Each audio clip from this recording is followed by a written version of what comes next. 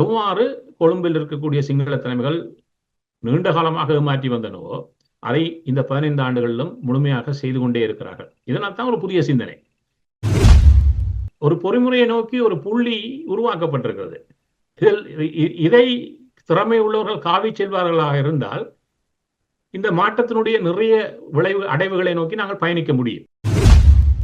ஆனால் குறி என்னன்னு சொன்னால் தமிழ் வேட்பாளரை நாங்கள் தோற்கடிப்போம். அப்ப உங்களுடைய பொது எதிரி சிங்கள தரப்பில் இல்லை, உங்களுடைய பொது எதிரியாக நீங்க இன்னொரு தமிழனை தெரிவு செய்கின்ற அளவுக்கு இவர்கள் இருக்கிறார்கள் என்ற புரிதல் முதல் வந்தாக வேண்டும். எங்களுடைய மாற்றம், நாங்கள் ஆழமாக சரியாக சிந்திப்பது மட்டுமே எங்களுக்கான வாழ்வியல். அப்ப எங்களுடைய வாழ்வியலை மற்றவர்கள் சிதைக்கவில்லை, நாங்களே சிதைத்துக் கொண்டிருக்கிறோம் என்பதுதான் உண்மை. தேசிய தலைமை என்ன சொல்கிறார்? அரசியல் பொறிமுறை என்றால் மக்களுடைய சுகதுக்கங்களில் நாங்கள் பங்காளிகளாக இருந்தாக வேண்டும், அவர்களுக்கு ஆற்றுகின்ற தொண்டுதான் அரசியல் பணி என்கிறார்.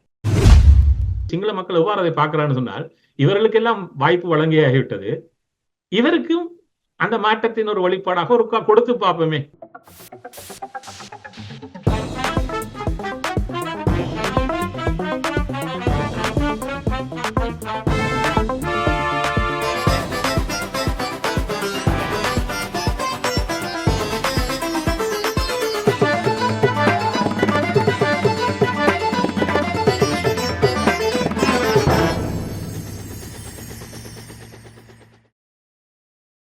அனைத்துலக உயிரோடை தமிழ் ILC தமிழ் உயிரோடை தமிழில் அன்பர்களே, அரசியல் கலை நிகழ்ச்சியில் இணைந்திருக்கிறீர்கள்.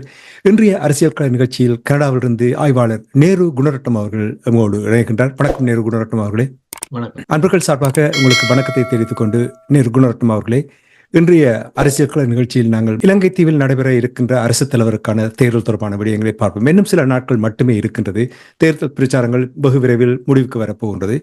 ஆனால் இலங்கை தீவில் அரசு தலைவருக்கான போட்டியில் சிங்கள தேசத்தில் பாரியொரு பிளவு ஏற்பட்டிருக்கின்றது, குழப்பம் ஏற்பட்டிருக்கின்றது. ஆனால் தமிழர் தாயகத்தில் ஒட்டுமொத்த தமிழினமும் பொது வேட்பாளருக்கு வாக்களிக்க வேண்டும் என்று குறைந்தபட்சம் ஒரு 70-80% இப்பொழுது முடிவுக்கு வந்து விட்டார்கள் என்று அவர்களுடைய அங்கே நடக்கின்ற பிரச்சார கூட்டங்கள் பரப்புரைகளை பார்க்கும் பொழுது அவ்வாறான நிலைமை இருக்கிறதை அவதானிக்கக்கூடிய இருக்கின்றது. நீங்கள் எவ்வாறு அவதானிக்கிறீர்கள்? இந்த பொது வேட்பாளர் தொடர்பாக அரியநேத்திரன் அவர்கள் குறியீடாக நிற்கின்ற சங்கு சின்ன என்ன மாதிரியான நிலைமையை நீங்கள் அவதானிக்கிறீர்கள் என்று எங்களோட உறவுகளுக்கு கூறுங்கள். அதாவது தமிழ் மக்களுக்கு ஒரு சவால் இந்த தேர்தலை எவ்வாறு எதிர்கொள்வது என்பது ஆரம்பத்திலிருந்தே இருக்கிறது. இதில் இருக்கக்கூடிய விடயம் என்று சொன்னால், கடந்த காலங்களில் இருவர் போட்டியில் இருந்தார்கள். தமிழ் மக்களுக்கு 2010 இருந்தாலும் 15 இருந்தாலும் 19 இருந்தாலும் ராஜபக்ச தரப்பினர் ஒரு போட்டியாளராக இருந்தார். இந்த ராஜபக்ச தரப்பினரை தோற்கடிக்க வேண்டும் என்கின்ற ஒரு பொது புள்ளியை நோக்கி தமிழ் இனம் நகர்ந்திருக்கிறது. அதனால் என்ன செய்தார் சொன்னால், அவருக்கு எதிரானவருக்கு அந்த எதிரானவரை அவர்கள் ஆதரித்தது என்பதல்ல, இவர்களை தோற்கடிக்க வேண்டும் என்கின்ற ஒரு காரணத்தினால் அந்த வாக்கை அவ்வாறு பதிவு செய்தார்கள். இந்த முறை அவ்வாறான வாய்ப்பு இல்லாத ஒரு தேர்தல் களம். ஆகவே இவ்வாறான தேர்தலத்தில் ஒரு கேள்வி வருகிறது, தமிழ் மக்கள் இதை எவ்வாறு எதிர்கொள்வது என்று. அவ்வாறான சூழ்நிலையில் தான் முதல் தடவையாக தமிழ் இனத்தில் ஒரு பெரிய மாற்றத்தை நோக்கி ஒரு சிந்தனை வடிவம் உருப்பெறுகிறது. ஏன்னு சொன்னால், சிங்கள தலைவர்களுக்கு வாக்களிப்பதை தவிர்த்து, ஏன்னா அது காரணம் இருக்குதுன்னு சொன்னால், கடந்த 15 ஆண்டுகளாக பல விடயங்கள் குடும்ப அரசியல் தலைமைகள் வெளிப்படுத்த வேண்டும் என்பது தமிழர்களை கடந்து சர்வதேச ஒரு நிர்பந்தமாகவே அவர் மீது கொண்டு வரப்பட்டது. அதற்கு 2015 ஆண்டு 30 தீர்மானத்தினூடாக ஜெனீவாவில் வைத்து இந்த 4 விடயங்களை நாங்கள் செய்து முடிப்போம் என்பதை இதே இப்பொழுது இருக்கக்கூடிய ஆட்சியில் இருக்கக்கூடிய ஜனாதிபதி இருக்கக்கூடிய ரணில் விக்ரமசிங்கே இப்பொழுது பிரதமராக இருந்த பொழுது அவர் சார்ந்தவர்களை அந்த உறுதிமொழியை நேரடியாக வழங்கினார்கள். அதாவது மங்கள சமரவீரன் வெளிவார அமைச்சராக இருந்து கொண்டு ஜெனீவாவில் பேசுகின்ற பொழுது சொன்னால், 2016 டிசம்பருக்குள் நாங்கள் அவற்றை அமலுக்கு கொண்டு வந்து சேர்ப்போம், இந்த 4 பொறிமுறைகளை. ஆனால் அவை இன்று வரை எந்த ஒரு வடிவத்தையும் பெறவில்லை. தமிழ் மக்களுக்கான பரிகார நீதி மறக்கப்பட்டது, தமிழ் மக்களுக்கான புனர்வாழ்வு புனருத்தானம் முழுமையாக செய்யப்படவில்லை. அதை கடந்து தமிழ் மக்களுக்கான நெருக்குவாரங்கள் தொடர்ந்தும் அதிகரிக்கப்பட்டே வருகிறது. இதை மையப்படுத்துகிறார். இப்பொழுது அதனுடைய வெளிப்பாடாக நாங்கள் பேசிக்கொண்டிருக்கக்கூடிய இந்த கடந்த சில நாட்களுக்குள் யாழ்ப்பாணத்தில் வைத்து பேசுகின்ற ரணில் விக்ரமசிங்கே ஒன்றை சொல்லுகிறார், இந்த பொறிமுறைகளை நான் மீண்டும் ஜனாதிபதியாகி உங்களுக்கு அமல்படுத்தி தருவேன் என்கிறார். அப்ப இந்த 9 வருடங்களாக நீங்கள் 2015 அக்டோபரில் வைத்து ஜெனீவாவில் உறுதியளிக்கிறீர்கள், உங்களுடைய ஆட்சியில் தான் உறுதியளித்தீர்கள், அதுக்கு பின்னர் ஆட்சியில் இருந்தீர்கள், இப்பொழுது 2 ஆண்டுகளாக இருந்தீர்கள், இதெல்லாம் செய்யவில்லை. அப்ப இதுதான் தமிழ் மக்களுக்கு முன்னால் இருக்கக்கூடிய சவால். அதாவது எவ்வாறு கொழும்பில் இருக்கக்கூடிய சிங்கள தலைமைகள் நீண்ட காலமாக ஏமாற்றி வந்தனவோ அதை இந்த 15 ஆண்டுகளிலும் முழுமையாக செய்து கொண்டே இருக்கிறார்கள். இதனால் தான் ஒரு புதிய சிந்தனை. ஆகவே நாங்கள் இன்றும் ஏமாற்றப்பட்ட இனமாக, வஞ்சிக்கப்பட்ட இனமாக, உரிமைகள் மறக்கப்பட்ட இனமாகவே வாழ்ந்து கொண்டிருக்கிறோம் என்பதை எவ்வாறு வெளிப்படுத்துவது இந்த தேர்தலை மையப்படுத்தி. ஏன்னா எங்களுடைய வாக்களை பெறுவதற்காக வரக்கூடியவர்கள் இப்பொழுது பார்த்தீங்கன்னா சமீப நாட்களை கடைசி வாரத்துக்குள் வந்திருக்கிறோம். இன்னொரு வாரத்துக்குள் இந்த தேர்தல் முடிவுகள் வந்துவிடும் என்ற சூழலிலும் கூட 2 வேட்பாளர்கள், குறிப்பாக ரணில் விக்ரமசிங்கவும் சஜித் பிரேமதாசாவும் முகாமிட்டு இருக்கக்கூடிய பகுதிகள் தமிழ் பகுதிகளாகவே அதிகமாக இருக்கிறது. அதுக்கு காரணம் என்று சொன்னால் தமிழ் மக்களை மாத்திரம், ஏன்னா சிங்கள மக்களிடம் போகாதவர்கள் எங்களிடம் இங்கே நிற்கிறார்கள். இந்த கடைசி வாரத்தை அங்குதான் இருக்க வேண்டும். ஏன்னா அங்கு என்ன கிடைக்குமோ அவர்களுக்கு கிடைத்து விட்டது. யாரை மேலதிகமாக ஏமாற்றி பெற முடியும் என்றால் தமிழ் மக்கள் என்று ஒரு நம்பிக்கையில் வந்திருக்கிறார். அதனுடைய அர்த்தம் தமிழ் மக்கள் ஏமாளிகள் போலவே நாங்கள் எல்லா இடமும் பிரதிபலிக்கப்படுகிறோம். இதற்கு ஆட்பட்டு விடக்கூடாது என்பதனுடைய வெளிப்பாடாகத்தான் தமிழ் மக்களுக்கு என்னென்னலாம் நிராகரிக்கப்பட்டிருக்கிறது இன்று வரை அமலுக்கு கொண்டு வரப்படாமல் இருக்கிறது என்பதை எல்லாத்தையும் வெளிப்படுத்துகின்ற ஒரு குறியீடாகத்தான் இந்த பொது வேட்பாளர் அறிமுகப்படுத்தப்பட்டார். அதே 2 தளங்கள். சிங்கள தலைவர்களுக்கு ஏமாந்து போகின்ற இனமாக தமிழினம் இருக்க விரும்பவில்லை. 2வது, இந்த பரிகார தமிழர் விவகாரம் சம்பந்தப்பட்ட விடயம் இலங்கை தீவில் எப்பொழுது எவ்வாறு இன்றும் கையாளப்படுகிறது என்பதை இந்த கடை விரித்திருக்கக்கூடிய. என்னால் இப்பொழுது சொல்லுவார்கள் இந்துமா சமுத்திரத்தின் முத்து இலங்கை என்று. இதைத்தான் ஒரு தலைமை சொன்னார் தன்னுடைய நவம்பர் 27ஆம் நாள் உரைகளின் போது ஒன்றை அடிக்கடி வலியுறுத்துவார். உலக வல்லரசுகளுடைய ராஜதந்திர, அதாவது இராணுவ, பொருளாதார, அரசியல் மைய புள்ளியாக இந்து மகாசமுத்திரம் மாற்றப்பட்டிருக்கிறது. அதில் இலங்கை தீவு ஒரு பெரும் வகிபாகத்தை கொண்டிருக்கிறது. ஆகவே எங்களை மையப்படுத்தி ஒரு சதுரங்க விளையாட்டை அவர்கள் இங்கு விளையாடுகிறார்கள். ஆகவே இந்த விளையாட்டில் விரும்பியோ விரும்பாமலோ நாங்கள் ஒரு பங்காளியாக்கப்பட்டிருக்கிறோம் தமிழர்கள். ஆகவே இந்த விளையாட்டை நாங்கள் விளையாடித்தான் ஆக வேண்டும்.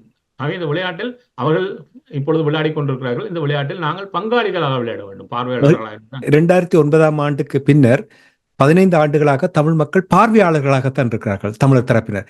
இதில் விரும்பியோ விரும்பாமலோ நீங்கள் கூறியது போல் பங்காளர்களாக இருக்கின்றது ஒரு முக்கியமான விடயமாக பார்க்கப்படுகின்றது. நேரு அவர்கள், இப்ப நீங்கள் கூறினீர்கள் தமிழ் மக்களை பொறுத்தமட்டில் மாற்றத்தை நோக்கி புதிய ஒரு அணுகுமுறை என்று கூறுகிறீர்கள். நானும் கூறுகிறேன் இங்கே அடிக்கடி, போராட்டத்தில் இன்னும் ஒரு வழி வேணவா என்ன என்பதை வெளிப்படுத்துவதற்கு இன்னும் ஒரு வழியாக நான் பார்க்கின்ற இந்த நேரத்தில் இன்னும் சிலர் கூறுகிறார்கள், தமிழர் தாயகத்தில் மட்டுமில்ல புலம்பெயர்ந்து வாழுகின்ற நாடுகளில் இன்று கூட பிரச்சாரங்கள் எல்லாம் இங்கே ஐரோப்பிய நாடுகளில் நடைபெற்றதாக அறியக்கூடியதாக இருக்கின்றது. ஆனால் இன்னும் ஒரு 10-20 வீதமானவர்கள் இது நிற்பதில் என்ன பிரயோசனம் இருக்கிறது, இதால நீங்கள் என்னத்தை சாதிக்க போகிறீர்கள் என்று கேட்பவர்களுக்கு நீங்கள் என்ன கூறுவீர்கள்? அதாவது எந்த ஒரு சமூகத்திலும் வாழ்க்கையில் நம்பிக்கை இல்லாதவர்கள் பலர் இருக்கிறோம். எதையும் ஏமாற்றத்துடனே எதிர்பார்ப்பது. ஏன்னு சொன்னால் அது ஒரு வெளிப்பாடு. அந்த வெளிப்பாடு எங்கள் சமூகத்தில் இருக்கிறது. ஆனால் சற்று அதிகமாகவே இருக்கிறது என்று பார்க்கலாம். என்று சொன்னால் அதை கடந்து இப்பொழுது முயன்றால் முயற்சி திருவினையாக்கும். எங்களுடைய மூத்தவர்கள் பல விடயங்களை தெளிவாக சொல்லியிருக்கிறார்கள். நாங்கள் எங்களுடைய இனத்தினுடைய அடிப்படைகளையே பல நேரத்தில் துளைத்து விடுவார்கள். அப்ப முயற்சி திருவினையாக்கும். நாங்கள் முயன்று பார்த்தா தானே எதுவும் மாற்றமடை. அப்ப முயன்று பார்க்காமலே இது முடியாது, இது சரி வராது என்று சொல்லக்கூடியவர்கள் இவ்வாறு தான் இருக்க போறார். அவர்களுக்கு எங்கு பதிலை கொடுக்க முடியும் என்று சொன்னால் ஒன்றை சாதித்து காட்டுகின்ற பொழுதுதான். இராணுவ அடக்குமுறைகளுக்கு உட்பட்டே இருக்க வேண்டும், அவர்களுடன் எவ்வாறு மோதுவது என்று சிந்தித்தவர்கள் இல்லை, அவர்களுக்கு திருப்பி அடிக்கலாம் என்று அடித்த பொழுதுதான் நம்பினார்கள். அதுவும் முடியும் எங்களால் என்று. அவ்வாறு பல விடயங்கள் உலக பரப்பில் மாற்றங்களை நோக்கி பயணிப்பதுதான். இப்பொழுது அது எவ்வாறு வருகிறது என்று சொன்னால் நாங்கள் வாழ்க்கையின் சவால்களை கடந்து பயணிக்க முனைகின்ற பொழுதுதான் அது சாத்தியமாகும். இப்பொழுது ஒரு சுருக்கத்தை சொல்றேன். நான் 2 மாதத்துக்கு சரியாக 2 மாதத்துக்கு முதல் இதே காலப்பகுதியில் மீண்டும் வர முடியாதவன் என்ற ரீதியில் 3வது சிறந்த வைத்தியசாலையில் இருக்கிறேன். வைத்தியசாலைகளே நம்பிக்கையை தொலைத்து விட்டு இருக்கிறார்கள். ஆனால் இப்பொழுது நாம் பேசிக் கொண்டிருக்கிறேன் தானே, அவர்களுக்கே இது அதிசயம் என்கிறார்கள். இந்த அதிசயம்தான் எங்களால் முயற்சி செய்தால் எதுவும் முடியும் என்பதை இப்பொழுது அவ்வாறு முயல்கின்ற பொழுதுதான் தெரியும் எவ்வளவற்றை சாதிக்க முடியும் என்று. நம்மவர்கள் முயற்சி செய்யாமலே இவ்வாறு பேசுவார்கள், தான் என்ன இருக்கிறது, இதை நாங்கள் கடந்து விட முடியுமா? இப்ப அப்படி நினைத்திருந்தால் இப்பொழுது ரணிலும் சஜித்தும் தமிழர் பகுதியிலேயே முகாமிட்டு இருக்க வேண்டிய அவசியமே இல்லை. அவர்கள் முயற்சி செய்கிறார்கள். எங்களை ஏமாற்றி விட்டால் நாங்கள் வெற்றி பெற்று விடலாம் என்று அவர்கள் நினைக்கிறார்கள். நீங்கள் எவ்வளவுதான் முயன்றாலும் அது சாத்தியமில்லை. நீங்கள் எங்களுக்கானவற்றை ஏற்றுக்கொள்ளாத வரையும் அது நீங்கள் இதை செய்துவிட முடியாது என்பதை நிரூபிக்கிறதுக்கு எங்களுக்கு வாய்ப்பு இருக்கிறது. அந்த வாய்ப்பையே நாங்கள் பயன்படுத்த தெரியாதவர்கள் என்று சொன்னால் ஒரு கேள்வி இருக்கிறது. இப்ப எங்களிடம் முன்னர் சொல்வார்கள் புலியடி மதவடி என்று இரண்டை பலரும் ஞாபகப்படுத்துவார்கள். புலியடியில் ஒரு விடயத்துக்காக கூடுவார்கள். ஏனென்றால் ஒருவரும் கண்ணில் படாமல் இவ்வாறு அருகில் இருக்கக்கூடிய பனைமரத்தினுடைய இதை அங்கு உண்ணுவதற்காக குந்தி இருக்கும் ஒரு கூட்டம். மதவடியிலிருந்து இந்த பகுதியிலும் அந்த பகுதியிலும் இருந்து ஊர் வம்பு வளர்ந்து கொண்டிருப்பார்கள். இது ரெண்டும் எங்கும் எங்களை அழைத்து செல்லுமாட்டா கிடையாது. இவ்வாறான முறைக்குள் பழைய இருக்கிறோம். ஆனால் இல்லை, இந்த உலகத்தையே வெல்ல முடியும், சாதிக்க முடியும் என்பது ஒரு பொறிமுறை. அதை சாதித்து காட்டியவர்கள் எங்களிடம் இருக்கிறார்கள். அவர்களெல்லாம் கல்லறைகளை தூங்கிக் கொண்டிருக்கிறார்கள். ஏன்னா இதெல்லாம் இவர்களால் முடியுமா? ஏன்னா வலு குறைந்தவராலும் வலுவானதை சாதிக்க முடியும் என்றவர். இப்பொழுது இவ்வாறானவர்களை நாங்கள் ஒரு நாளில் மாற்றிவிட முடியாது. ஆனால் இப்போ எடுக்கப்பட்ட பொறிமுறை கூட முழு நேர்த்தியாக வடிவமைக்கப்பட்டிருக்கிறதா? நிச்சயமாக இல்லை. ஆனால் ஒரு பொறிமுறையை நோக்கி ஒரு புள்ளி உருவாக்கப்பட்டிருக்கிறது. இதை திறமை உள்ளவர்கள் காவி செல்வார்களாக இருந்தால் இந்த மாற்றத்தினுடைய நிறைய அடைவுகளை நோக்கி நாங்கள் பயணிக்க முடியும். அவை இப்பொழுது இந்த கதவு இந்த பொது வேட்பாளர் ஆரம்பித்த பொழுது இது பயணிக்குமா என்கின்ற கேள்விதான் இருந்தது. இப்பொழுது பொது வேட்பாளர் கணிசமான அடைவுகளை நோக்கி அந்த விடயம் நகர்த்தப்பட்டிருக்கிறது என்பதை எல்லாரும் பார்க்கிறார்கள். அதை நானே பார்த்து கொண்டிருக்கிறேன். இதை எதிர்ப்பு தெரிவித்தவர்கள் கூட இப்பொழுது இல்லை, இது சாத்தியம்தான் என்று இதை நாங்கள் நகர்த்தலாம், இதனூடாக நாங்கள் பயணிக்க முடியும் என்றதனால் இது ஒரு குறியீடு மட்டும்தான். அரியேந்திரன் என்ப பெயரும் முக்கியமல்ல, இதுவும் முக்கியமல்ல. இது ஒரு குறியீடாக சில விடயங்கள் முதன்மைப்படுத்தப்படுகிறது. இப்பொழுது இந்த குறியீடு எவ்வாறான தாக்கத்தை செலுத்தும் என்பதை கொழும்பில் இருக்கக்கூடிய அனைத்து தூதுவர்களும் அவதானமாக கவனிக்கிறார்கள். இங்கால் வந்து பார்த்து விட்டு செல்கிறார்கள். இப்பொழுது ஐரோப்பிய ஒன்றியம் அனுப்பிய கண்காணிப்பாளர்கள் பொது வேட்பாளருடைய கூட்டங்களில் நின்று அவதானம் செலுத்துகிறார்கள். இப்பொழுது கிழக்கில் அதாவது தெற்கில் இருக்கக்கூடிய சிங்கள தேசத்தில் இருக்கக்கூடியதை கண்காணித்து விட்டிருக்கக்கூடிய ஒரு உச்சமான பத்திரிகையாளர் ஒரு விடயத்தை எழுதுகிறார். இங்கு தெற்கில் நடத்துகின்ற கூட்டங்கள் ஒன்றுக்கும் மக்கள் தாங்களாக வரவில்லை. அந்த மக்களை பல கிலோமீட்டர் தள்ளி இருந்தும் பேருந்துகளில் அழைத்து வருகிறார்கள். அழைத்து வந்துதான் கூட்டம் கூட்டி காட்டுகிறார்கள் ஒழிய மக்களாக கூட்டத்துக்கு வரவில்லை என்பதை அவரே வெளிப்படையாக பதிவு செய்கிறார். அப்ப இது இருக்கக்கூடிய விடயம் என்று சொன்னால், இவ்வளவு பலகீனமான ஒரு சூழலை நாங்கள் சிறப்பாக கையாளுவோமா இருந்தால் நாங்கள் பலமுள்ளவர்களாக இந்த பூமி பந்தில் வெளிப்படுத்த முடியும். இங்குதான் அந்த கேள்வி வருகிறது, உங்களிடம் நம்பிக்கையும் திறமையும் இருக்கிறதா? இந்த நம்பிக்கையின் திறமையும் தமிழர்கள் ஒன்றுபட்டு காட்டுவோமாக இருந்தால் அதுக்கு வழிகாட்டிகள் தேவைப்படுகிறார்கள். அதான் தன்மை. அப்ப இதில் ஒரு நகர்வை முன்னகர்த்தி காட்டினால் இன்று இதை பற்றி குற்றம் சொல்பவர்கள் பின்னால் இணைந்து கொள்வார்கள். இப்பொழுது பார்த்தீங்கன்னு சொன்னால் பலர் இணைந்து விட்டார்கள். இந்த சில வாரங்களுக்குள்ளேயே நான் இணைந்திருப்பதை பார்க்கிறேன். எனக்கே இறுக்கமாக கதைத்தவர்கள் இப்பொழுது மாறி நின்று ஒரே பக்கத்தில் நின்று கதைப்பதை நான் பார்த்திருக்கிறேன். ஆகவே இந்த மாற்றம் என்பது வரவேற்கத்தக்கது. அதனால இது இவ்வாறு தான் பயணிப்போம். ஒரே அடியாக எல்லாரையும் இணைத்து விட முடியாது. அவ்வாறான வலுவான ஒரு சமூக கட்டமைப்பு நாங்கள் கிடையாது இன்றைய சூழலில். நிச்சயமாக நீங்கள் கூறுவது போல் அந்த மாற்றம், அந்த சாதிக்க வேண்டும் அந்த வெறி இருந்தால், அந்த அஸ்பிரேஷன் இருந்தால் நிச்சயமாக அதை சாதிக்கலாம் என்பதை வரலாற்றில் எத்தனையோ பாடங்கள் எங்களுக்கு கற்றுத்தந்திருக்கின்றது. இன்னும் ஒரு கொஞ்சம் வித்தியாசமாக நான் பார்க்க விரும்புகிறேன் என்னவென்று சொன்னால், உங்களுக்கு தெரியும், இலங்கை தீவில் நான் நிற்கிறேன் வரலாற்றிலே முதல் தடவையாக சிங்கள தேசமும் கொதித்தெழுந்திருக்கின்ற ஒரு நிலைமையை நாங்கள் பார்த்தோம். குறிப்பாக அறகலைய போராட்டம் நடைபெற்ற பொழுது வரலாறு காணாத வகையில் சிங்கள மக்கள் வீதியில் வந்து போராட்டத்தை நடத்தினார்கள். நாடாளுமன்ற உறுப்பினர்கள் ஓடி ஒழிக்க வேண்டிய நிலைமை இருந்தது.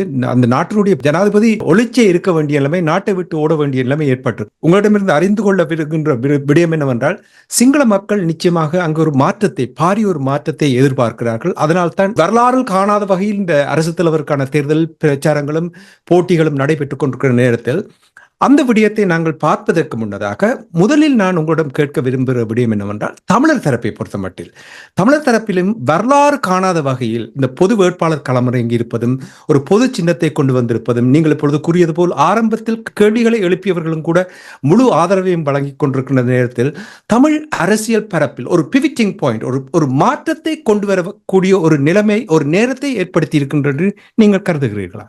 நிச்சயமாக. அதாவது ஒரு 15 ஆண்டுகளாக ஒரு தேக்க நிலை தான். அதில் சரிவுகள்லாம் அதிகமாக இருந்தது. ஏதோ ஒரு புள்ளியில் இதை நோக்கிய மாற்றத்தை நோக்கிய ஒரு மாறுதல் வெளிப்பட்டாக வேண்டும் என்பது பலருடைய எதிர்பார்ப்பாக இருந்தது. அவ்வாறு முயன்றவர்களுடைய ஒரு மாற்றமாக, அதாவது இதில் வெளியே தெரியவர்கள் ஒரு பகுதியினர் இருக்கிறார்கள், சில அரசியல் கட்சிகள் தெரிகிறார்கள், ஆனால் அவர்கள் மட்டுமல்ல இந்த இடத்துக்கு வந்து சேர்ந்ததற்கான பின்புலம். இந்த பின்புலத்தில் பலர் கடுமையாக உழைத்திருக்கிறார்கள். ஏன்னா ஒரு மாற்றத்தை முதலில் கொண்டு வந்து சேர்க்க வேண்டும். அந்த வகையில் இந்த மாற்றம் அதாவது இதுவரை அணுகப்பட்ட விடயங்கள் என்று புதிய மாற்றமாக இது களம் இறக்கப்பட்டிருக்கிறது. இந்த மாற்றம் ஒரு ஆரம்ப புள்ளியாக கொண்டால் இதை நோக்கி நிறைய பயணிக்க வேண்டும். அந்த பயணத்துக்கான ஒரு ஒரு சரியான அத்திவாரத்தை இந்த தேர்தல் களம் உருவாக்கி இருக்கிறது என்றே சொல்லுவேன். ஏன்னா எல்லா மாவட்டங்களிலும் இந்த மாற்றத்தை நோக்கியே இணைந்து கொண்டிருப்பவருடைய எண்ணிக்கை தொடர்ந்தும் அதிகரித்தே வருகிறது. அந்த அதிகரித்து வருவது என்பது சரியான ஒரு அத்திவாரம். இந்த அத்திவாரம் சரியாக பேணப்பட்டு இது மக்களுக்கு ஒரு நம்பிக்கையை அதிகரிக்கின்ற வகையில் தொடர்ந்து கைக்கொள்ளப்பட்டால் தமிழர் சமூகத்திலும் இருந்த ஒரு ஏக்கம், இப்பொழுது கடந்த 15 ஆண்டுகளாக இந்த ஏக்கம் பலரிடம் இருக்கிறது. என்னடா நாங்கள் ஒரு சரியான பாதையில் பயணிக்கவில்லை, வலுவுடன் பயணிக்கவில்லை, சரியான முறைமைகளை கை கொண்டு நகரவில்லை என்கின்ற ஒரு ஏக்கம் இருந்தது. அந்த ஏக்கத்தில் இருந்தவர்கள், அதனாலேயே சற்று எட்ட இருப்பவர்கள் இருக்கிறார்கள். அவர்களை எல்லாம் இணைத்து கொண்டு ஒரு வலுவாக தமிழர் சமூகம் தன்னுடைய செயற்பாடுகளை முன்னெடுப்பதற்கான ஒரு பெரிய கதவை இந்த களம் திறந்து தந்திருக்கிறது. நிச்சயமாக இப்பொழுது இருக்கக்கூடிய சவால் என்று சொன்னால் இதை தொடர்ந்தும் இதே அடுத்து இன்னொரு சில நாட்கள் இதை இன்னும் விரிவுபடுத்தக்கூடியதும் இதுக்கு உத்வேகம் அளிக்கக்கூடிய பல வாய்ப்புகள் இருக்கிறது. இப்பொழுது பார்த்தீங்கன்னு சொன்னால் முதல் தடவையாக புலம்பெயர்ந்த தளத்தில் இருக்கக்கூடிய அமைப்புகள் ஒன்றொன்றாக தாங்களும் ஆதரவை வெளிப்படுத்தி அறிக்கைகளை வெளியிட ஆரம்பித்திருக்கின்றனர். தாயகத்திலும் மாணவர் சமூகம் போன்றவை எல்லாம் அறிக்கைகளை வெளியிடுவது என்றெல்லாம் ஒரு இந்த மாற்றத்துக்கு தொடர்ந்து வருகின்ற ஒரு அதிகரித்த நிலையினுடைய ஒரு வெளிப்பாடாக பார்க்கலாம். ஆகவே இந்த வெளிப்பாடை நோக்கிய ஒரு ஒருங்கிணைவு தாயத்திலும் நடைபெறுகிறது, புலத்திலும் நடைபெறுகிறது. அந்த இதுகளை நாங்கள் சமீப நாட்களில் அதிகரித்த ரீதியில் பார்த்து வருகிறோம். இவை ஒரு சரியான அத்திவாரத்தை 2 தளங்களிலும் தருகிறது. இதுவரை நகர்ந்த பாதைகள், இதுவரை இணைக்கப்பட்ட வடிவங்கள் எல்லாத்திலும் ஒரு உத்வேகமான மாற்றங்களை உருவாக்கி கொண்டு ஒரு சரியான தெரிவுகளுடன், சரியான வழிப்படுத்தலுடன், சரியான முறைமைகளை உருவாக்கி பயணித்து இந்த மக்களுக்கு நம்பிக்கை ஏற்படுத்துகின்ற வகையில் சிறு சிறு வெற்றிகளை பெற்றுக் கொள்வது. இந்த வெற்றிகள் ஒன்றை சொல்லும். இப்பொழுது பார்த்தீங்கன்னு சொன்னால் பல சவால்களை எங்களுக்குள்ளே சிலர் விடுகிறார்கள். ஒருவர் சொல்லுகிறார், தமிழ் வேட்பாளரை நாங்கள் தோற்கடித்தே ஆகின்றார், ஆனால் மறுபுறத்தில் சிங்கள வேட்பாளருக்கு வாக்களியும்னு சொல்றார். அப்ப இதுல என்ன நகைச்சுவைன்னு சொன்னால், சிங்கள வேட்பாளரில் தாங்கள் சொல்லுகிற ஒருவரை மட்டும் வாக்களிக்கிற சமகாலத்தில் ஏனைய சிங்கள வேட்பாளர்களை தோற்கடிப்போம் என்று சொல்லுவதாக இல்லை. என்னால் அதுக்கு சொல்லுகிறார், மற்றவர்கள் வென்றாலும் நாங்கள் அவருடன் சேர்ந்தும் பயணிப்போம் என்று. ஆனால் குறி என்னன்னு சொன்னால், தமிழ் வேட்பாளரை நாங்கள் தோற்கடிப்போம். அப்ப உங்களுடைய பொது எதிரி சிங்கள தரப்பில் இல்லை, உங்களுடைய பொது எதிரியாக நீங்க இன்னொரு தமிழனை தெரிவு செய்கின்ற அளவுக்கு இவர்கள் இருக்கிறார்கள் என்ற புரிதல் முதல் வந்தாக வேண்டும். நம்மவர்கள் எங்கு பயணித்துக் கொண்டிருக்கார்கள். இப்ப இவர்களுக்கெல்லாம் ஒரு பதில் சொல்ல வேண்டியது. இப்பொழுது வெறுமையாக சிங்கள தேசத்தில் இருக்கக்கூடிய ஆட்சி முறைமையில் உள்ளவர்களுக்கு மட்டுமல்ல, சர்வதேச இதை கையாளுகின்றவர்களுக்கு மட்டுமல்ல, எங்களுக்கு இருக்கின்ற இவ்வாறான தவறான கருத்தை முன்வைத்து பயணிப்பவர்களுக்கும் ஒரு கருத்தை சொல்ல வேண்டியிருக்கிறது. அவை இங்குதான் தமிழருடைய ஒருங்கிணைவு இன்னும் அதிகமாக தேவைப்படுகிறது என்று சொன்னால், இவ்வாறு ஏமாற்றுகின்ற நம்மவர்களுக்கே ஒரு கடினமான பதிலை சொல்ல வேண்டிய ஒரு கடமை இருக்கிறது தமிழ் சமூகத்துக்கு. ஏன்னா தமிழ் சமூகத்தை என்ன செய்ய விரும்புகிறார்கள் என்று சொன்னால், இதை எங்களை கையாளுகின்றவர்கள் எங்களுக்குள்ளும் இருக்கிறார்கள், சிங்கள தேசத்தினுடைய தலைமைகளிலும் இருக்கிறார்கள், சர்வதேச சமூகங்களிலும் இருக்கிறார்கள். அவர் என்ன செய்கிறார்கள் சொன்னால், எங்களை எவ்வளவு தூரம் பிரித்து விட முடியுமோ பிரித்து விட விரும்புகிறார்கள். ஏன்னா எங்களை மிகவும் பலகீனமானவர்களாக வைத்துக் கொண்டால் அவர்கள் விரும்புகின்ற அடைவுகளை அவர்களால் பெற்றுக்கொள்ள முடியும். அதற்காகத்தான் இப்பொழுது கூறுகிறார்கள். நீங்க பொது வேட்பாளர் என்று சொல்லும் பொழுது முதலில் ஒரு பொது சபை ஒன்றை உருவாக்கினார்கள். அந்த பொது சபையில் குடிசார் அமைப்புகளும் அரசியல்வாதிகளும் இருந்தார்கள். இது அடிக்கடி பேசப்பட்ட விடயம். அதாவது எங்கே போனாலும் என்ன செய்தாலும் ஒன்றாக வாருங்கள் என்று கூறுவார்கள். அதே நேரத்தில் பிரித்து வைத்திருக்க வேண்டும் என்று விரும்புகிறார்கள். இப்பொழுது சவால் என்னவென்று சொன்னால், இவர்கள் ஒன்று சேர்ந்திருக்கின்றார்கள். இதை எவ்வாறாவது இதை குலைக்க வேண்டும் என்ற ஒரு திட்டத்தில் தான் சில சக்திகள் செயல்படுகின்றன என்று கூறுகிறார்கள். என்னுடைய கேள்வி என்னவென்றால், மீண்டும் தமிழ் தரப்பினுடைய நிலைமைக்கு கொண்டு வர போகின்றேன். அதாவது பொது சபை உருவாக்கியது சிறப்பு, கட்டமைப்பு அதனூடாக சின்ன சின்ன குழுக்களாக சின்ன சின்ன கட்டமைப்புகளை உருவாக்குவார்களாக இருந்தால் நீங்கள் கூறுவது போல் ஒரு ஆரம்ப புள்ளியாக நாங்கள் இதை பார்க்கலாம். ஆனால் ஒன்று உங்களுக்கு தெரியும், இந்த உலகம் விரும்புகிறது ஜனநாயக வழியில் தெரிவு செய்கிறவர்கள் ஊடாகத்தான் அவர்கள் செயல்பட விரும்புவார்கள். அப்ப இங்கே நாடாளுமன்ற உறுப்பினர் பெரிய ஒரு இடத்தை வகிக்கின்ற இந்த நேரத்தில் தமிழ் அரசியல் பரப்பில் இருக்கின்ற நாடாளுமன்ற உறுப்பினர்கள் எவரையுமே தமிழ் மக்கள் நம்புவதற்கு தயாராக இல்லாமல் இருக்கின்ற நேரத்தில் இவர்கள் தொடர்ந்து ஒரு இடையூறாக இருக்க போகிறார்களா? இந்த மாற்றத்தை நோக்கி தமிழ் மக்கள் பயணிப்பதற்கு இவர்கள் இடையூறாக இருந்தால் இது எங்கே போய் முடியும் என்று நீங்கள் கருதுகிறீர்கள்? இவர்களை கடந்து எங்களால் பயணிக்க முடியும். அதுக்கு இது ஒரு வாய்ப்பு.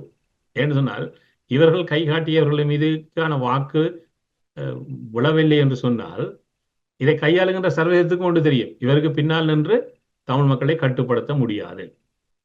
தெரிவு செய்யப்பட்டவர் மாத்திரமில்லை. அப்ப ஒரு சக்தியாக இப்பொழுது பாருங்கள், சர்வதேச சமூகம் ஒருவர் மீது கட்டவில்லை. ஆரம்பத்தில் ரணில் வெற்றி பெற்றால் அதை விரும்பினார்கள்.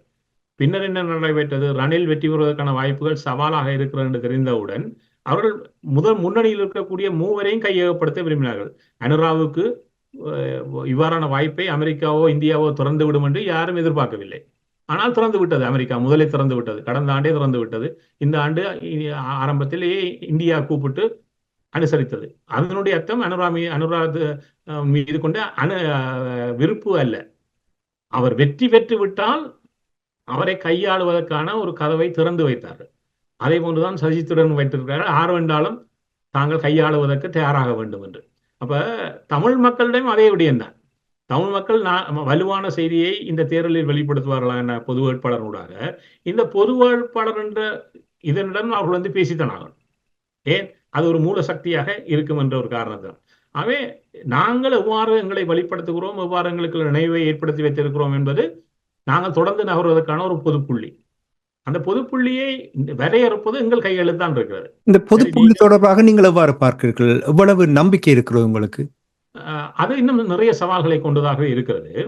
ஆனால் அந்த சவாலை நாங்கள் வெற்றிகரமாக முன்னகர்த்த முடியுமான்னு கேட்டால் முடியும் என்று சொல்லுவேன் தெளிவாக. ஏனால் முடியாத ஒன்று கிடையாது. ஆனால் அது அது எதிர்பார்க்கப்பட்ட ஒன்றுதான். ஆரம்பத்தில் இந்த சவால்களை நாங்கள் கடந்துதான் பயணிக்க வேண்டும்.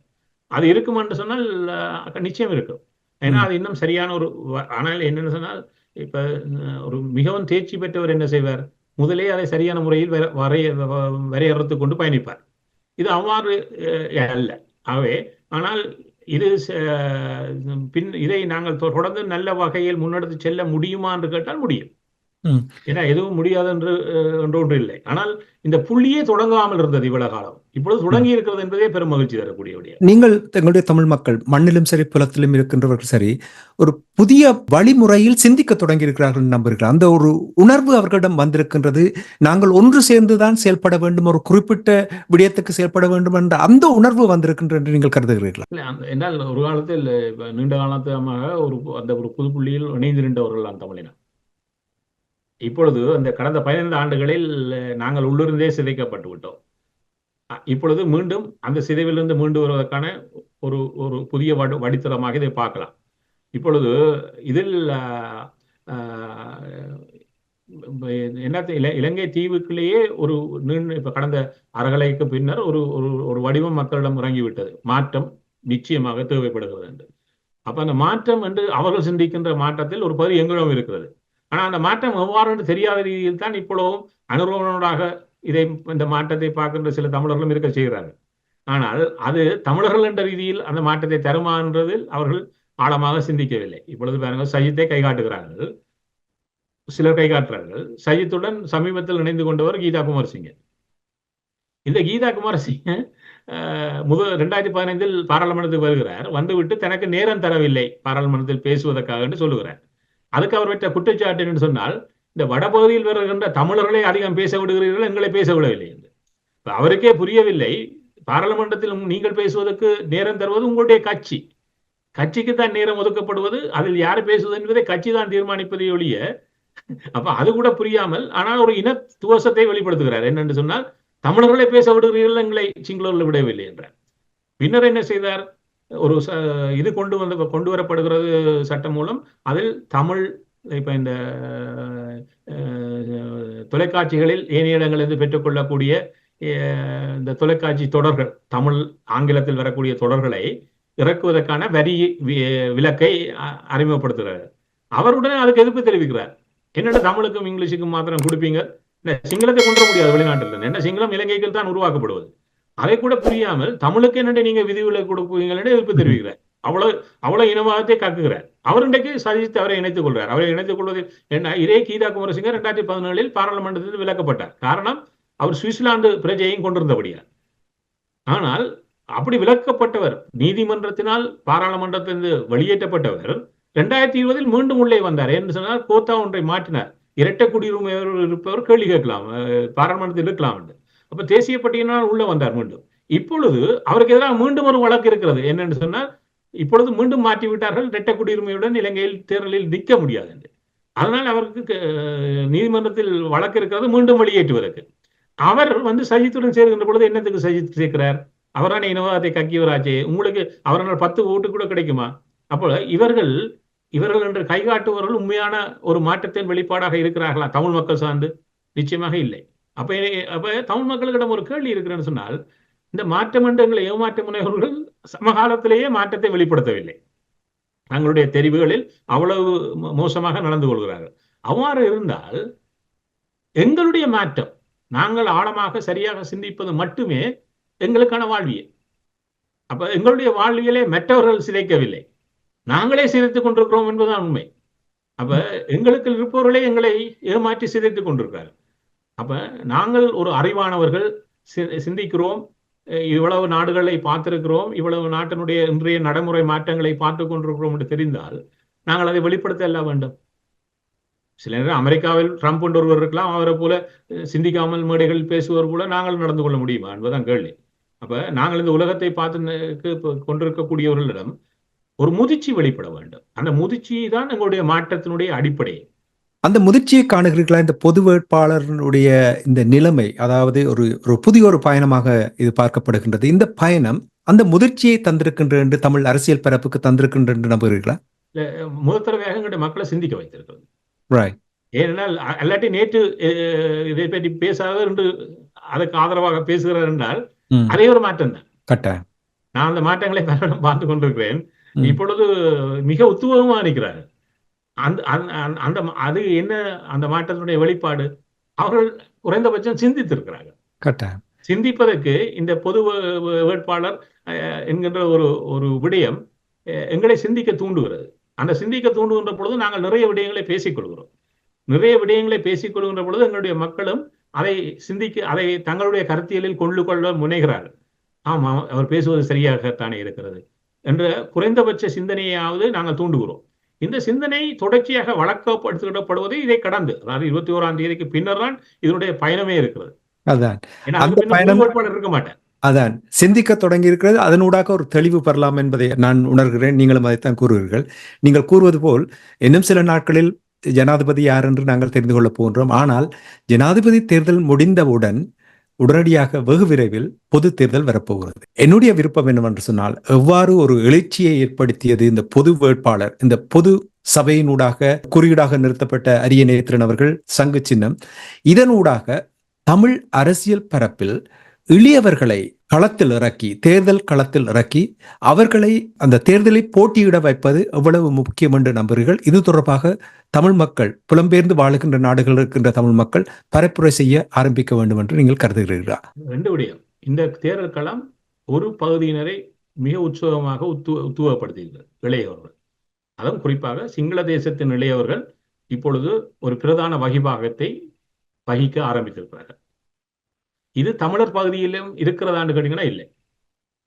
ஆகவே தமிழ் இளையவர்களுக்கு காரணம் என்னன்னு சொன்னால், தமிழ் சமூகத்தில் இப்ப நாங்கள் எவ்வாறான வரலாற்றை உருவாக்கி வருகிறோம் சமீப காலங்களாக. இலங்கையினுடைய பாராளுமன்றத்தில் அதிக வயதில் வாழ்ந்தவர் தமிழர் என்கின்ற ஒரு வரலாற்றை நாங்கள் உருவாக்குறோம். அவ்வளவு அதில் மகிழ்ச்சி கொள்ள என்ன இருக்கிறது? அதாவது நான் இறப்பை சந்திக்கும் வரையும் பாராளுமன்றம் இருக்க வேண்டும் என்று இருக்கிற ஒரு சமூக கட்டமைப்பாக இருக்கிறோம். அதை பற்றி நாங்கள் கேள்வியே கேட்கவில்லை. இன்னொன்றை சொல்லுகிறேன். 1931ஆம் ஆண்டு பிரித்தானியர் உருவாக்கிய மக்கள் சபையில் ஒரு கொழும்பு வடக்கு தொகுதியைச் சேர்ந்த ஒரு பெண்மணி தெரிவு செய்யப்படுகிறார் மக்களால். அந்த தெரிவு செய்யப்பட்டவர் ஒரு தமிழ் பெண்மணி.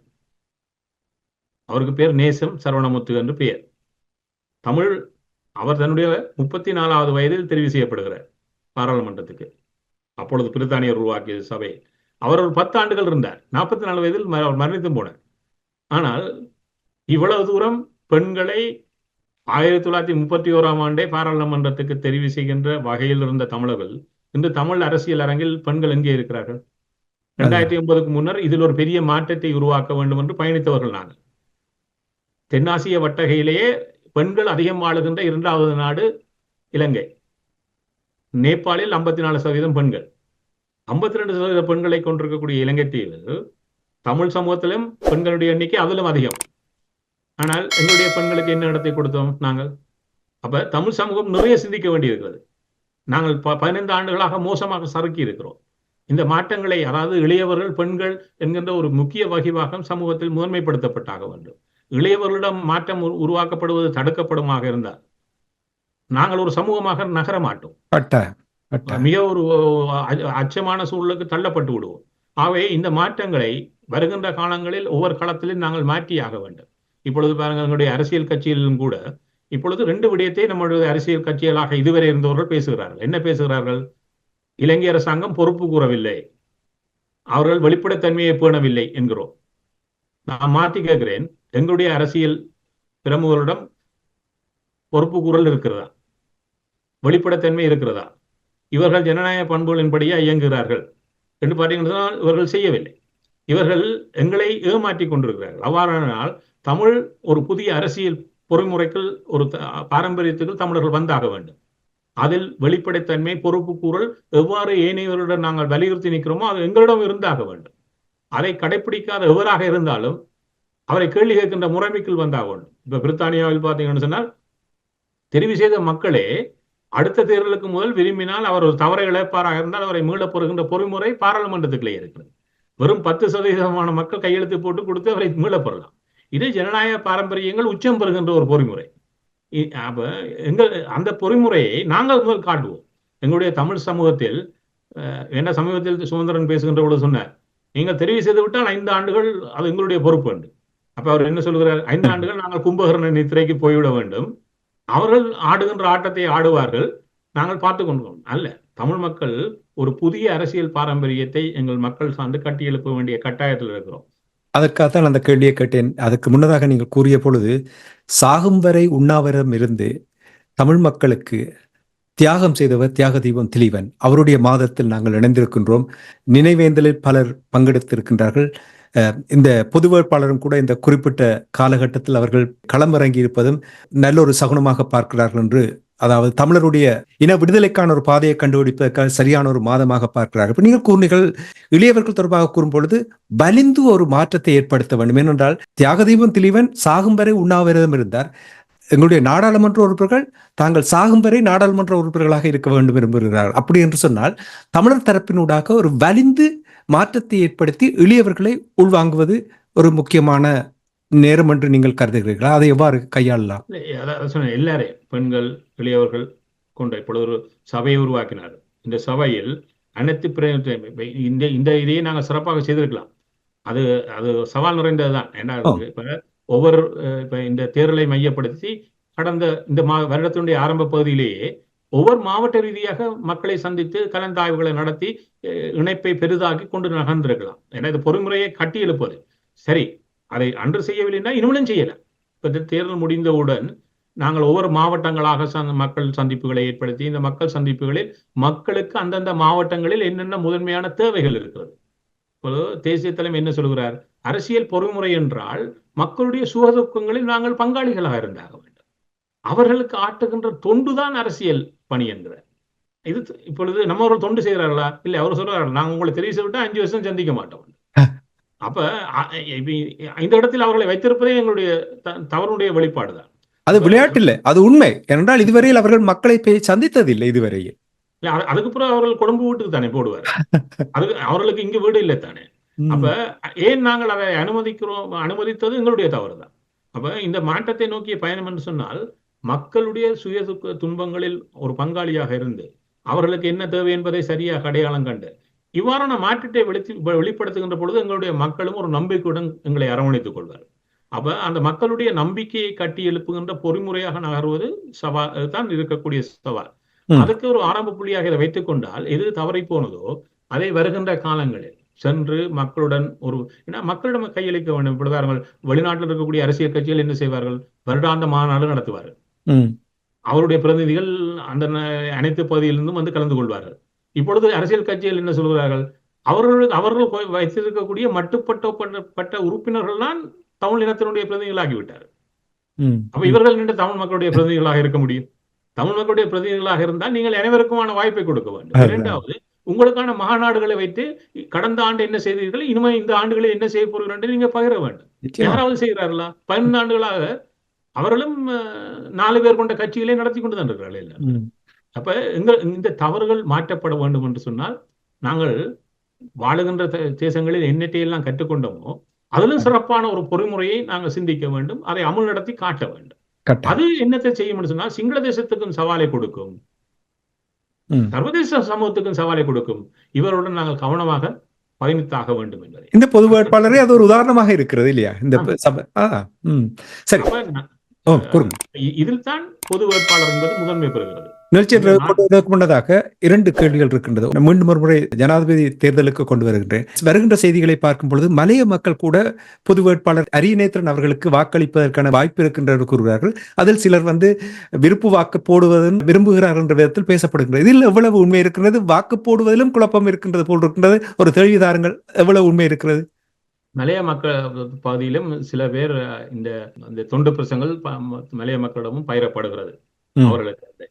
அதில் ஒரு பகுதியினர் அது சிறு பகுதியா இருக்கிறதோ பெரும்பகுதியா என்பதை கடந்து ஒரு பகுதியினர் அந்த வாக்கை அளிப்பதற்கு தயாராகவே இருக்கிறார்கள். ஆகவே அங்கும் ஏதோ ஒரு வாக்கை எண்ணப்படுகின்றதன் பின்னர் பார்க்கலாம், பொது வேட்பாளருக்கும் அங்கும் அளிக்கப்பட்டதாக பார்க்கலாம். இன்னொன்று இருக்கிறது, இன்னொரு பகுதியினர் தாங்களுடைய தெரிவான முதல் வாக்கை அளித்துவிட்டு 2வது வாக்குக்கு பொது வேட்பாளருக்கு வாக்களிக்கலாம் என்று சிந்திக்கிறார்கள். ஆனால் அது கணக்கில் வராது. அவ்வாறான வாக்களிப்புக்கும் சந்தர்ப்பம் இருக்கிறது. ஆனால் அது எந்த விதத்திலும் நாங்களால் அறிந்து கொள்ள முடியாது.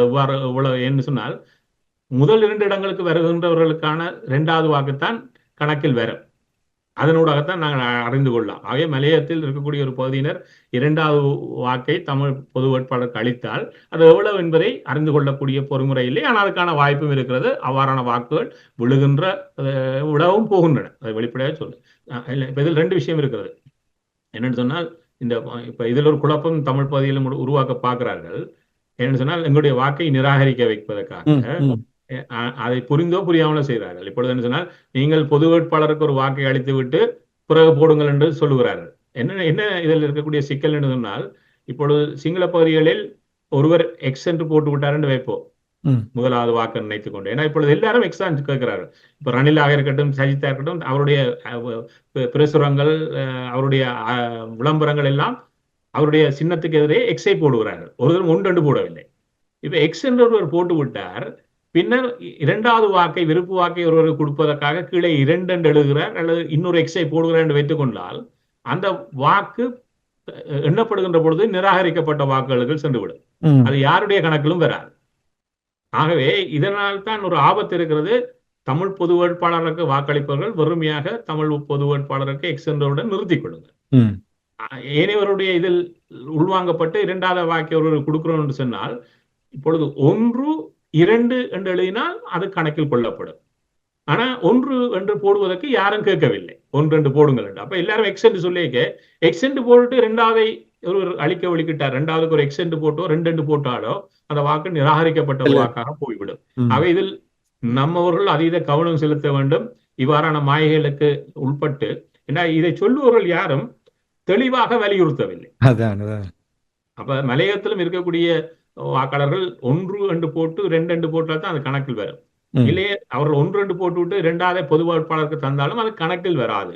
அது அளிக்கப்படுறதுக்கான வாய்ப்புகள் இருக்கிறது. ஆனால் அதை நாங்கள் இவ்வளவு வாக்குகளை தந்தார்கள் மலைய உறவுகள் என்று சொல்வதற்கு எங்களால் முடியாமல் போகும் என்றால் அது கணக்கில் வராது. முதல் 20 தான் கணக்கில் வரும். சரி, நிகழ்ச்சி என்று கொண்டு வரக்கூடியதாக மிகவும் சுருக்கமாக நான் ஆரம்பத்தில் கூறியது போல் சிங்கள மக்கள் ஒரு மாற்றத்தை எதிர்பார்க்கிறார்கள். இதுவரையில் அவ்வாறான ஒரு மாற்றத்தை அவர்கள் தேடவில்லை. ஆனால் இந்த தடவை அவர்கள் தேடுகிறார்கள். அந்த மாற்றம் இலங்கை அரசியல் பரப்பில் ஒரு மாற்றத்தை ஏற்படுத்தும் என்று நீங்கள் கருதுகிறீர்களா? இப்பொழுது சிங்கள மக்கள் ஒரு மாற்றத்தை நோக்கியே இந்த தேர்தலை எதிர்கொள்கிறார்கள் என்பதை சிங்களத்தில் இருப்பவர்களே அனைவரும் பதிவு செய்து விட்டார்கள். முதன்மையான பத்திரிகையாளர்களே அதை ஏற்றுக்கொண்டு விட்டார்கள். இந்த முறை சிங்கள மக்களுடைய இந்த தேர்தல் பயணம் ஒரு மாற்றத்துக்காக மட்டுமே இருக்கிறது. ஆகவே அந்த மாற்றம் என்று அவர்கள் சொல்லுவது ரணில் விக்ரமசிங்கே தான் அந்த மாற்றத்தினமாக பார்க்கிறார்கள் என்று சொன்னால், ரணில் விக்ரமசிங்கவுக்கு ஊடக பரப்பில் ஆரம்பத்தில் பெரும் ஆதரவு இருந்தது. இப்பொழுது அதை காணவில்லை. அவர்களாகவே அதிலிருந்து விலத்தி விட்டார்கள் என்று சொன்னால் அவர்களுக்கே அந்த களநிலை புரிவதா. அப்பொழுது என்ன மாற்றம் யாரிடமிருந்து உருவாக்க முடியும்? ரணில் விக்ரமசிங்கே. ஆனால் ஏனைய இருவரும் இதுக்கு புதியவர்களும் அல்ல. ஏன்னால் அனுராக குமார திசாநாயக்க 2000 ஆண்டிலிருந்து இருக்கிறார். 24 ஆண்டுகளாக இதே பாராளுமன்றத்தில் இருப்பவர்கள். சஜித் பிரேமதாச அதிலும் சற்று அதிகமாக இருக்கிறார். ஆனால் இவர்கள் ஊடாகத்தான் அந்த மாற்றம் எதிர்பார்க்கப்படுகிறது. மாற்றம் என்று சொன்னால் ஏன்னா இந்த இவர்கள் தான் அதற்கான வாய்ப்புள்ளவர். அதிலும் ஒரு மாற்றத்தினுடைய இதன் முதன்மையாக இருப்பவராக இதுவரை அனுரா இருக்கிறார். அனுரா இதில் ஒரு கணக்கு போடுகிறார். சிங்கள மக்களுடைய 50% வாக்களை பெறுவதனூடாக. என்னால் கடந்த முறை யாழ்ப்பாணத்தில் அளிக்கப்பட்ட வாக்கள் அதிகம் அளிக்கப்பட்ட வாக்கள் யாழ்ப்பாணத்தில் கடந்த ஜனாதிபதி தேர்தலால் 3,80,000க்கு அதிக கிட்டிய வாக்கள் பதிவு செய்யப்பட்டன. இதில் அனுரகுமார திசாநாயக்காவுக்கு யாழ் மாவட்டத்தில் அளிக்கப்பட்ட வாக்கள் 1000 வாக்கள். ஆகவே அது இந்த ஒரு 20,000 ஆகலாம். ஆனால் அதனால் அனுரகுமார திசாநாயக்காவை நாங்கள் அதிகம் தமிழ் பகுதிகளில் நீங்கள் பார்க்க மாட்டீர்கள். ஏனைய இருவர்கள்.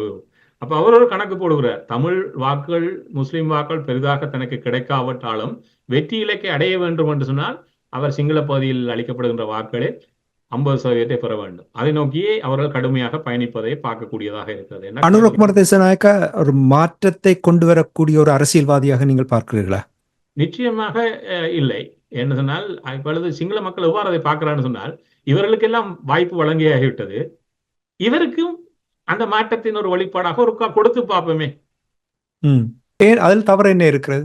இல்லை, அதே அவர்களுக்கு முன்னால் இருக்கக்கூடிய ஒரே ஒரு தெரிவித்துதான். அதனால அவர்கள் அந்த வாக்கை அவருக்கு அளிக்க விரும்புகிறார்கள். அப்ப அந்த வாக்கை அவர் நிறைவேற்றினால் அவர் தொடர்ந்து இந்த களத்தில் இருக்கலாம். ஆனால் அவர்களுடைய அந்த எதிர்பார்ப்புக்கான மாற்றத்தை உருவாக்குவது அவ்வளவு இலகுவானது அல்ல. பொருளாதார ரீதியாக யார் வந்தாலும் இலங்கை எதிர்கொள்கின்ற பொருளாதார சவாலிலிருந்து உடனடியாக முயற்சியை கொடுக்க முடியாது. வெற்றி பெறாத நாமல் சொல்லலாம், நான் 10 ஆண்டுகளில் வளர்ச்சி பெற்ற நாடாக இலங்கையை மாற்றுவேன் என்பது வெற்றி பெறாத சொல்லக்கூடிய ஒரு கருத்தா இருக்கு.